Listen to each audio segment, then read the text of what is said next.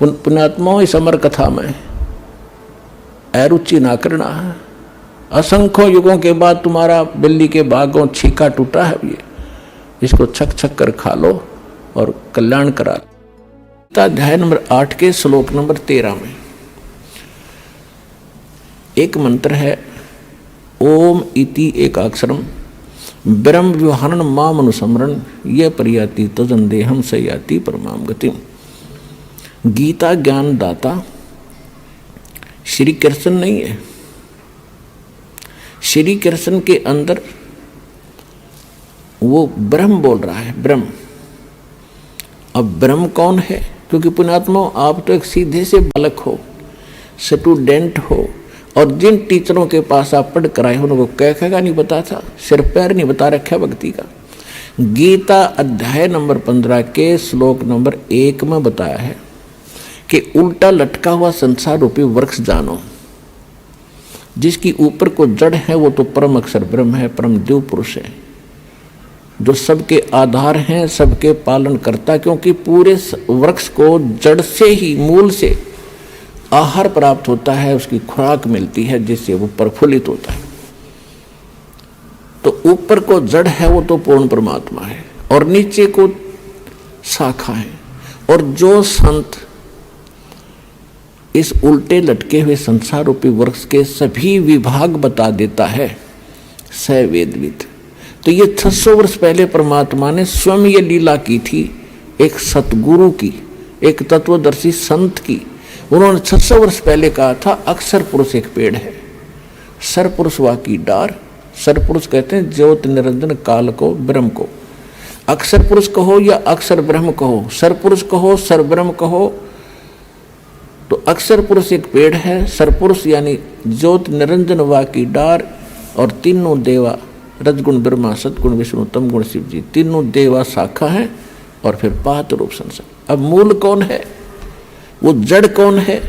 अब परमात्मा यहाँ ऑप्शन छोड़ गए। वैसे तो उन्होंने जगह जगह कहा कि हम ही अलखला हैं, कुतुब गोस और पीर, गरीबदास खालिक धनी हमारा नाम कबीर। लेकिन यहाँ इस दास के लिए छोड़ दिया, बताने के लिए कि जड़ कौन है? वो परम अक्षर ब्रह्म है। उसका प्रमाण कहाँ है? गीता अध्याय नंबर 15 के श्लोक नंबर 16 और 17 में 3 पुरुष हैं, 16 में 2 पुरुष। गीता अध्याय नंबर 15 के श्लोक नंबर 16 में 2 पुरुष है, सरपुरुष और अक्षर पुरुष। और ये दोनों नाशवान, और इनके अंतर्गत जितने प्राणी आते हैं वो सारे नाशवान। जीवात्मा तो किसी की भी नहीं मरती, हो तो विषय अलग है। तो सरपुरुष कौन है? अक्षर पुरुष कौन है?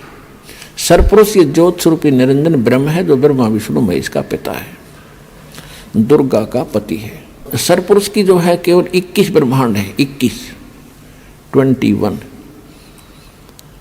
और इसके बाद जो अक्षर पुरुष है, सरपुरुष के यानी ब्रह्म के 21 ब्रह्मांड हैं, और अक्षर पुरुष जो है उसके 7 शंख ब्रह्मांड है। नील पद्म शंख, 7 शंख ब्रह्मांड का स्वामी है। इसको पर ब्रह्म भी कहते हैं। एक तो ये ज्योति निरंजन भी ब्रह्म कहलाता है, और फिर इससे नेक्स्ट ब्रह्म, दूसरा ब्रह्म यानी पर ब्रह्म। तो ये 2 तो स्पष्ट कर दिए गीता अध्याय नंबर 15 के श्लोक नंबर 16 ने। अब गीता अध्याय नंबर 15 के श्लोक नंबर 17 में कहा कि उत्तम पुरुष है तू अन्य परमात्मा इति उदाहरते है, यह लोकत्रयम् आविश्य विवर्ति अवेश्वर है। उत्तम पुरुष यानी श्रेष्ठ परमात्मा, पुरुषोत्तम। वो पुरुषोत्तम तो कोई और है, सरपुरुष और अक्षर पुरुष से हटकर है, और उसी को परमात्मा कहा जाता है, और जो तीनों लोकों में प्रवेश करके सबका धारण पोषण करता है, वो है अविनाशी परमात्मा। अब वो तीसरे नंबर का परमात्मा उत्तम पुरुष, पुरुषोत्तम कौन है, वो स्पष्ट करने के लिए थोड़ा सा और आपको पीछे से लाएंगे। गीता अध्याय नंबर 4 के श्लोक नंबर 34 में कहा है कि अर्जुन, यदि तूने पूर्ण परमात्मा के पाने की और भक्ति मार्ग को यथार्थ ढंग से जानना है, तो तत्वदर्शी संतों के पास जा, वो तत्व ज्ञान रखते हैं। गीता अध्याय नंबर 4 के श्लोक नंबर 32 में कहा कि वो ज्ञान जो है यज्ञों की कंप्लीट यानी संपूर्ण जानकारी, यज्ञ माने धार्मिक अनुष्ठानों की पूर्ण रूप से जानकारी परमात्मा स्वयं अपने मुख कमल से आकर बोलता है, वो तत्व ज्ञान है, उसको सूक्ष्म वेद कहते हैं। यहाँ अनुवादकर्ताओं ने गीता अध्याय नंबर 4 के श्लोक नंबर 32 में अनुवादकर्ताओं ने जहाँ इनकी बुद्धि स्लप करगी, फेल होगी, इन्होंने उल्टे अर्थ कर दिए।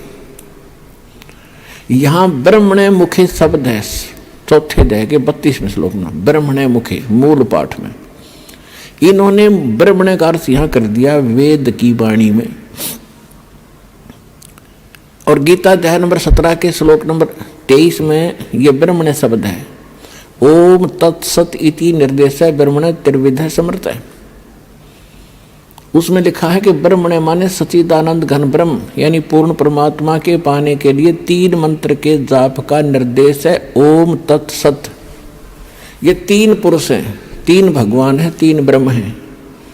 एक सरपुरुष कहो, इसको सरब्रह्म कहो, दूसरा अक्षर पुरुष कहो, इसको अक्षर ब्रह्म कहो, और तीसरा, अब तीसरे को क्लियर करने दास जा रहा है। तो यहाँ 3 मंत्र हैं, ओम तत्सत।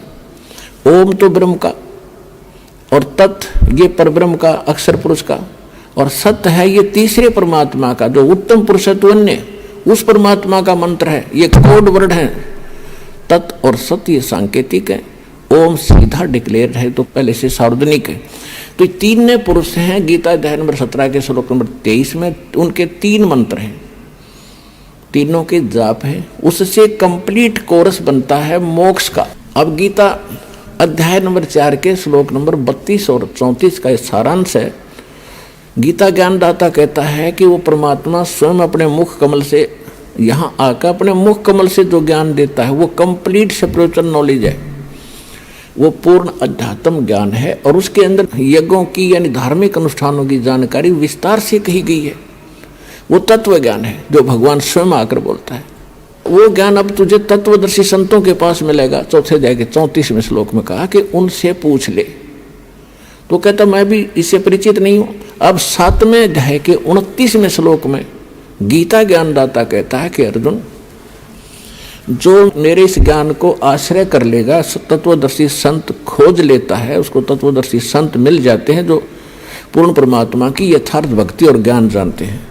उसके पश्चात उनकी क्या स्थिति होती है कि जरा मरण मोक्षाय यतन्ति ते, जरा मरण मोक्षाय यतन्ति ये ते ब्रह्म तत्विदु कर्षणम अध्यात्म कर्म च अखिलम।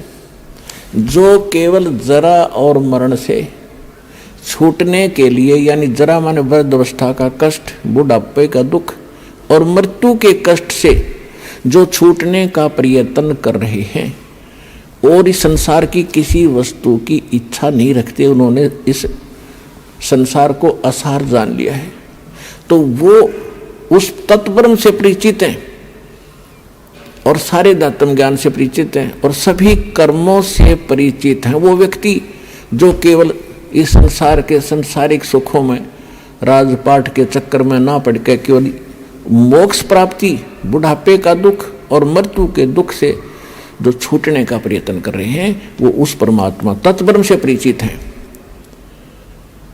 अब 8वें अध्याय के प्रथम मंत्र में अर्जुन ने पूछा, तो किम तत्ब्रह्म किम अध्यात्म किम कर्म पुरुषोत्तम। अब कृष्ण जी को पुरुषोत्तम मान रहा था अर्जुन, जैसे हम श्री कृष्ण और विष्णु जी को सुप्रीम पावर मान रहे थे, इसी बुद्धि का सत्र अर्जुन का था। यही पाठ वो पढ़ रहा था। तो उस समय गीता ज्ञानदाता कहता है, श्री कृष्ण में बोल रहा है, ये काल भगवान ब्रह्म ये कह रहा है 8वें अध्याय के 3 मंत्र में उत्तर दिया अर्जुन के प्रथम मंत्र का प्रश्न का, कि वो परम अक्षर ब्रह्म है। कौन है वो परम अक्षर ब्रह्म? जिसके जानने के बाद उस तत्वदर्शी संत की प्राप्ति के उपरांत जो उसको समझ जाते हैं, वो केवल यहाँ के संसारिक सुखों के अतिरिक्त से हटकर केवल मोक्ष की ही कामना करते हैं, वो परम अक्षर ब्रह्म है। अब हम आते हैं 8वें अध्याय के 5 और 7 मंत्र में गीता ज्ञानदाता कहता है अर्जुन मेरी भक्ति करेगा तो मुझे प्राप्त होगा, युद्ध भी कर, मेरा मंत्र है ओम नाम का बता दिया। 8वें अध्याय के 13वें श्लोक में ओम इति एकाक्षरम ब्रह्म व्यवहारण माम अनुसमरण ये प्रयाति तजंदे हमसे याति परमाम गति। मुझ ब्रह्म का केवल एक ओम मंत्र है, इसकी जो आखिरी सांस तक भक्ति करता रहेगा तो मेरे वाले ओम नाम से मिलने वाली जो राहत है वो मिलेगी तुझे, इतनी गति तेरी हो जाएगी। लेकिन युद्ध करना पड़ेगा, युद्ध भी कर, मेरा सिमरण भी कर। 8वें अध्याय के 5 और 7 श्लोक में अपने आत्मा जहाँ युद्ध करना है वह शांति कहा। गीता अध्याय नंबर 18 के श्लोक नंबर 62 में कहा कि उस परमेश्वर की शरण में जा तो सर्वभाव से, उसकी कृपा से तो परम शांति को और सनातन परम धाम को प्राप्त होगा। गीता ज्ञानदाता अपने आप बताता है 2 अध्याय के 12वें श्लोक में, 4 अध्याय के 5 और 9 श्लोक में, 10वें अध्याय के 2 श्लोक में कि अर्जुन तेरे और मेरे बहुत जन्म हो लिए, तू नहीं जानता मैं जानता। इससे सीधा कि जन्म मृत्यु श्री कृष्ण में बोल रहा है जो भगवान तुम श्री कृष्ण ही मान रहे हो स्वामी जी, तो श्री कृष्ण जी भी जन्म मृत्यु में कहता है। गीता ज्ञानदाता स्वयं कहता है मेरी जन्म मृत्यु होती है। तो जब तक जन्म मृत्यु है तो शांति कहाँ। गीता अध्याय नंबर 15 के श्लोक नंबर 4 में कहा कि तत्वदर्शी संत की प्राप्ति के उपरांत परमेश्वर के उस परम पद की खोज करनी चाहिए जहाँ जाने के बाद साधक फिर लौटकर कभी संसार में नहीं आते, उनकी कभी जन्म मृत्यु नहीं होती और केवल उस परमात्मा की भक्ति करो और सब त्याग दो जिसने सब ब्रह्मांडों की रचना की है।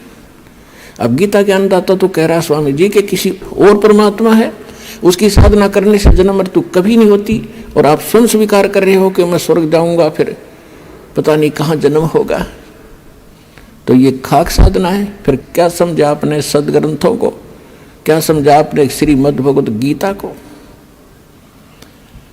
अब 5 वर्ष का बालक ऐसा मुंह तोड़ जवाब दे रहा है 104 साल के ब्राह्मण को। अहंकार अभिमान इस जीव का सबसे बड़ा दुश्मन है। लेकिन साधु संत भक्त से कहीं भी जन्मे हो, चाहे वो राजा हो या रंक, उनमें तड़फ न्यारी होती है। समय आने पर वो सब त्याग देते हैं जिनके शुभ लक्षण होते हैं, जिनके शुभ संस्कार अधिक होते हैं। अब स्वामी जी सुन रहे हैं, अंदर कलेजा छिल रहा है, ऊपर से ब्राह्मण बने बैठे हैं। अभी अब परमात्मा आगे बता रहे हैं गीता अध्याय नंबर 15 के श्लोक नंबर 16 और 17 में जो 3 पुरुष बताए, सरपुरुष अक्षर पुरुष, ये 16वें श्लोक में बता दिया। 17वें में उत्तम पुरुष है तो अन्य परमात्मा इति उदाहरत है, यह लोक धर्म अविश्य विवर्ती अवैश्वर है। अब गीता अध्याय नंबर 15 के श्लोक नंबर 1 से इसका लिंक है, ऊपर को जड़ और नीचे को तीनों गुण रूपी शाखा वाला। ये उल्टा लटका हुआ संसार रूपी वृक्ष है, जिसकी ऊपर को जड़ है वो तो पूर्ण परमात्मा है, और नीचे को तीनों गुण रजगुण ब्रह्मा सदगुण विष्णु तमगुण शिव जी रूपी शाखा है। तो परमात्मा ने स्वयं आकर बताया था कि अक्षर पुरुष एक पेड़ है, सरपुरुष यानी ज्योत निरंजन वा की डार, और तीनों देवा शाखा है, ये पात रूप संसार। अब ये दास बता रहा है कि जो जड़ है वो परम अक्षर ब्रह्म है। गीता अध्याय नंबर 8 के श्लोक नंबर 3 वाला वो परम अक्षर ब्रह्म है, वो परम अक्षर पुरुष कहो, परम अक्षर ब्रह्म कहो। और गीता अध्याय नंबर 15 के श्लोक नंबर अब 17 पर आते हैं, उत्तम पुरुष है तो अन्य परमात्मा इति उदाहरत है, यह लोक धर्म अविश्य विवर्ती अवैश्वर है। उत्तम पुरुष, पुरुषोत्तम यानी श्रेष्ठ भगवान, जिसको परमात्मा कह सकते हैं, कहा जाता है, जो वास्तव में अविनाशी है, जो सबका धारण पोषण करता है, सबके तीनों लोकों में प्रवेश करके सबका धारण पोषण करता है, वो अविनाशी परमात्मा है, वो परम अक्षर ब्रह्म है। वो संसार रूपी वृक्ष की जड़ है जिससे सबकी परवरिश होती है। पूरे वृक्ष की परवरिश जड़ से होती है, मूल से होती है। तो वो परम अक्षर ब्रह्म जो है वो जड़ है पूरे संसार की, वो परम अक्षर ब्रह्म है। गीता अध्याय नंबर 18 के श्लोक 62 में जिसके विषय में कहा है कि अर्जुन तू सर्वभाव से उस परमेश्वर की शरण में जा, उसकी कृपा से तो परम शांति को और सनातन परम धाम को प्राप्त होगा। तो यहाँ गीता अध्याय नंबर 8 के श्लोक 5 और 7 में गीता ज्ञानदाता ने अपनी विषय बता दिया कि भक्ति भी कर, युद्ध भी कर, जन्म मृत्यु तेरी भी रहेगी, मेरी भी रहेगी। तो गीता ज्ञान दाता के पास वो कंप्लीट कोर्स नहीं है जिससे जन्म मृत्यु उसकी कट सके और उसके उपासक की कट सके। स्पष्ट कर दिया। अब वो कहता है कि उसके लिए तत्वदर्शी संतों ने खोज ले। तो इस विषय में आज तत्वदर्शी संत ये रामपाल दास है, जिला हिसार, हरियाणा।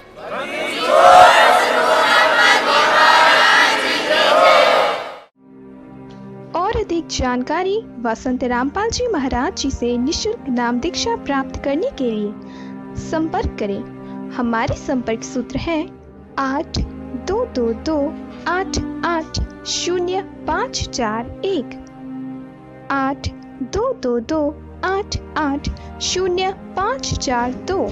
आप नीचे स्क्रीन पर दिए गए हमारे अन्य नंबरों पर भी संपर्क कर सकते हैं। विजिट करें हमारी वेबसाइट पर। हमारी वेबसाइट है www.jagatgururampalji.org।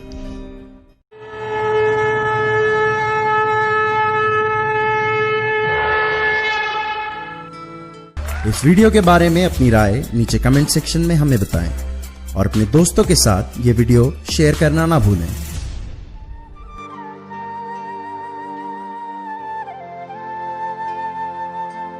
परमात्मा बंदी छोड़ कहते हैं भाई भक्ति करा करो गणी गणी।